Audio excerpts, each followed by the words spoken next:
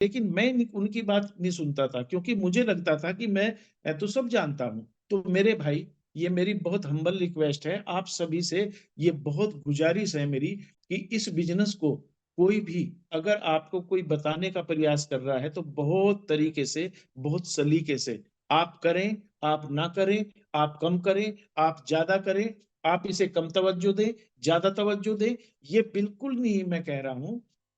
लेकिन इसको सुन लेना, इसको समझ लेना, ये मैं ज़रूर कह रहा हूँ। क्यों कह रहा हूँ? इसके पीछे एक बहुत बड़ा गणित है कि जो डिले मैंने किया, जो लेट मैं हुआ, उस लेट का जो खामियाज़ा है, वो मुझे पता है कि वो कितना है और वो मैं भुगत चुका हूँ, आप मत भुगतें उसको, ये मैं कहता हूँ। दूसरा कारण, शहाबुद्दीन जी जब बात करते थे, मैं क्यों नहीं सुनता था उनकी बात? क्योंकि मेरी जो थोड़ी-सी बैकग्राउंड थी और उनकी बैकग्राउंड में एक अंतर था। मैं थोड़ा इस परिवार से, ऐसे परिवार से था कि जहाँ चीज़ें पहले से ही ठीक-ठाक थी। किसान परिवार से मैं ताल्लुक मेरा रहा।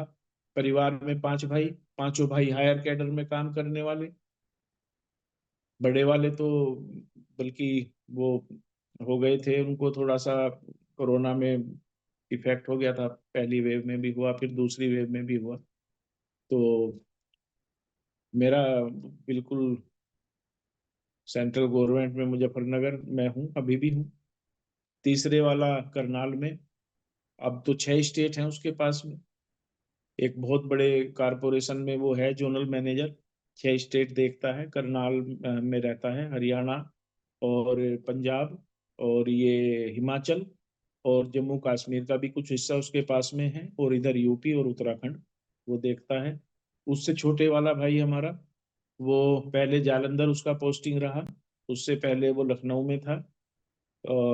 उससे पहले वो वहाँ अमेरिका में भी रहा कुछ समय और अब वो गाज़ियाबाद में है। सबसे छोटा भाई हमारा वो अब कैम्ब्रिज में है, प्रिंसिपल साइंटिस्ट है वहाँ।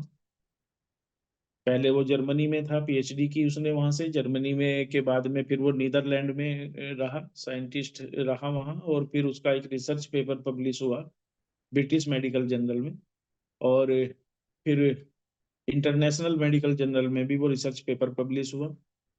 तो वो कैम्ब्रिज में है, उसकी मिसेज भी साइंटिस्ट है, वो भी वहीं है।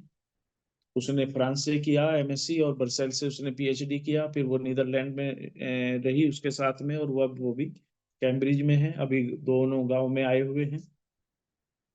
एक बेटी है मेरी, रेजिडेंट मेडिकल ऑफिसर है वो, एमबीबीएस करने के बाद में और एमडी की वो तैयारी में है।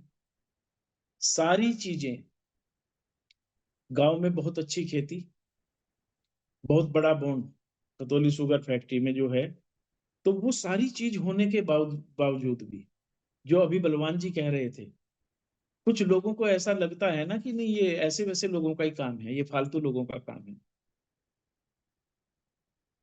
ऐसा नहीं है, ये फालतू लोगों का काम नहीं है, ये काम है अच्छे लोगों का जो महत्वाकांक्षी हैं और कुछ ज़्यादा करना चाहते हैं।